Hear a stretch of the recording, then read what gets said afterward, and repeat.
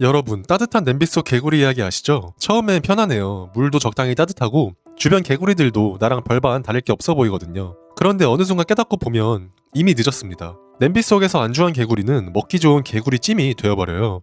자산시장도 똑같습니다. 리스크를 지기 싫다는 이유로 안주한 사람과 과감히 리스크를 감내한 사람의 차이는 시간이 갈수록 너무나 커져요. 저는 거의 서른이 되어서야 이걸 깨달았습니다. 20대, 30대에 벌어진 격차는 4, 50대가 되면은 따라잡는 게 불가능해집니다. 왜 그런지 끝까지 보시면 오늘 당장 뭘 해야 할지까지 정확히 아시게 될 거예요. 본격적으로 들어가기 전에 돈 얘기 좋아하시는 분들은 좋아요, 구독 한 번씩만 눌러주세요. 자본주의 게임의 규칙은 의외로 단순합니다. 한 살이라도 어릴 때부터 투자할수록 이겨요. 그리고 이 게임을 이해해야 하는 키워드는 딱 두 개예요. 인플레이션과 복리. 인플레이션은 why, 왜 투자해야 하는가에 대한 답이고, 복리는 how, 어떻게 투자해야 하는가에 대한 답입니다. 먼저 why부터 가보죠. 이걸 모르면 평생 엉뚱한 데서 헤맵니다. 우리가 사는 세상의 룰은 사실 1971년에 한번 바뀌었습니다. 미국의 닉슨 대통령이 브레튼 우즈 체제를 폐기하면서 금과 종이화폐의 연결고리가 완전히 끊겼어요. 이 순간부터 인플레이션은 피할 수 없게 되었습니다. 기존의 금본위제에서는 세상에 존재하는 금의 총량만큼만 화폐를 찍을 수가 있었어요.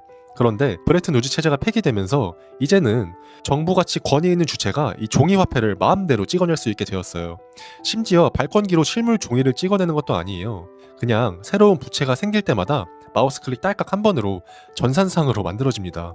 누군가 은행에 가서 신용대출을 받을 때 은행 직원이 지하금고에서 종이돈을 꺼내다 주지 않죠. 그냥 컴퓨터에 숫자를 입력할 뿐이에요. 정부도 똑같아요. 채권 발행하고 클릭 몇 번이면 천문학적인 돈이 세상에 새롭게 풀립니다. 저희 같은 평범한 직장인들은 하루 종일 회사에서 내 시간, 건강, 감정을 팔아서 월 몇백 정도 겨우 버는데 몇천억, 몇 조 이런 돈이 그냥 마우스 클릭 한 번으로 생기는 것은 사실 굉장히 부조리한 현실이에요. 게다가 정부, 기업, 가게 모두의 이해관계는 결국에는 돈을 더 찍어내자로 수렴할 수밖에 없어요. 그게 가장 편한 선택이기 때문이에요. 그래서 세상에 존재하는 돈의 양은 시간이 갈수록 무한정 늘어나는 구조입니다. 자, 그럼 질문. 주식이랑 부동산 같은 자산 가격이 오르는 이유가 뭘까요? 호황이라서? 정책이 좋아서? 기업이 돈을 잘 벌어서? 어느 정도는 영향이 있지만 본질은 이거예요. 새로운 화폐가 세상에 계속해서 풀리면서 화폐 가치가 떨어지는 데 대한 반작용으로 공급이 한정적인 자산의 가격이 오르는 거예요.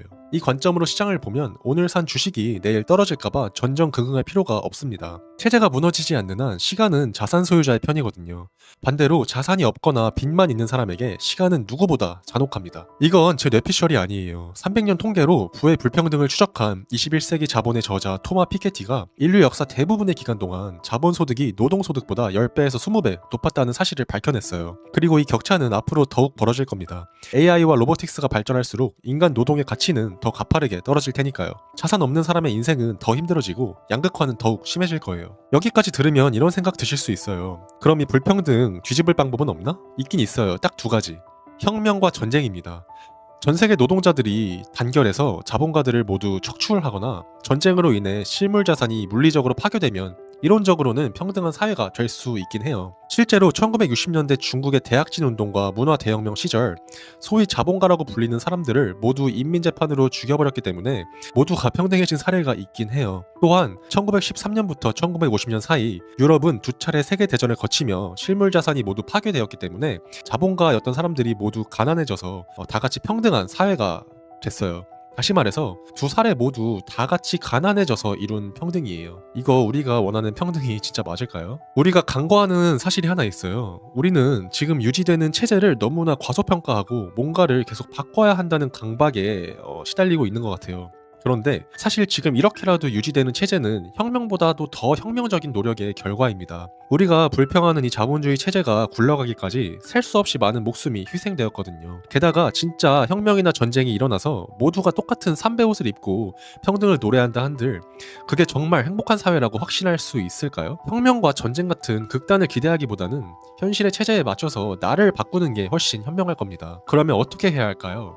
이제 하우로 넘어갈게요. 답은 복리입니다. 워낙 복리라는 말이 너무나 남용되는 시대라서 진부하게 들릴 수는 있어요. 그런데 정작 복리를 진짜로 실현한 사람은 얼마 없습니다. 부동산으로 부자 되신 분들은 대부분 복리를 실현한 사람들이에요.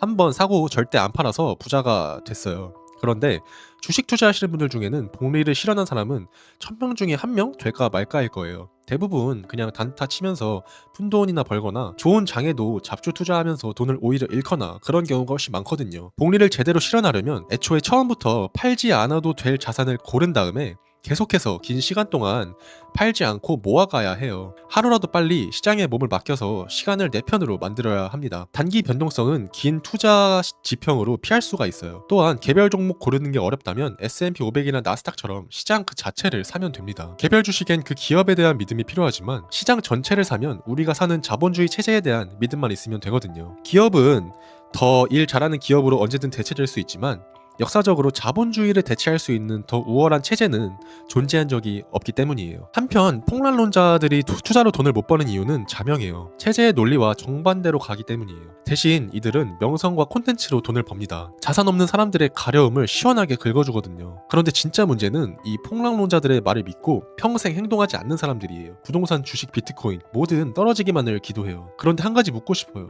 정확히 고점 대비 몇 퍼센트 떨어지면 그때는 행동할 건가요? 시장이 1929년 대공황급으로 폭락해도 이들은 아마 못 살 거예요. 시장과 체제에 대한 믿음 자체가 없으니까요. 자산시장에 무관심한 사람들도 마찬가지예요. 떨어질까봐 매수하기를 극도로 꺼립니다. 리스크 지기 싫다는 거예요. 그런데 여기 아무도 안 알려주는 사실이 하나 있어요.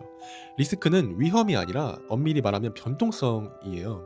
하락도 변동성이지만 상승도 변동성이죠. 리스크를 전혀 안 지고 상승의 변동성을 통째로 놓치는 행위, 이를 업사이드 리스크라고 부릅니다. 조금 천박한 표현으로는 벼락거지라고도 하죠. 맨 처음 끓는 냄비 속 개구리 기억나시죠? 바로 그거예요. 그래서 인생은 이렇게 갈립니다. 지각 있는 부모를 만나 1살 때부터 투자를 시작한 A, 사회 초년생 때부터라도 홀로 깨닫고 시작한 B, 50대 퇴직 후에야 어렴풋이 체제의 본질을 깨달은 C, 이 세 사람의 난이도는 천차만별일 수밖에 없어요. 그러니 가능한 한 빨리 시작해야 합니다. 지각 있는 부모를 만나지 못했다면 돈 벌기 시작한 사회 초년생 때부터라도 하루빨리 시작해서 복리를 실현해야 해요. 딱 한 번만 궤도에 오르면 가난해지고 싶어도 가난해질 수가 없는 게 이 신용화폐 체제거든요. 가끔 종잣돈 1억 모을 때까진 예적금만 들라고 조언하는 사람이 있던데 저는 도저히 이해가 안 되는 발상이에요. 1만 원으로라도 직접 투자를 시작해봐야 시행착오가 쌓이고 노하우가 생깁니다. 1억 모으는 순간 갑자기 깨달음이 오는 게 아니잖아요.